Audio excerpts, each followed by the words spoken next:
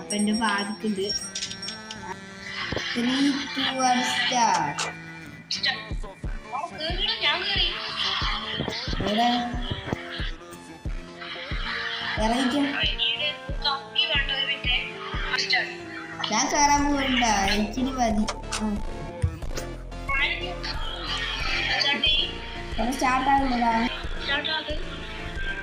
ആ സ്റ്റാർട്ടായി പോട്ടെ.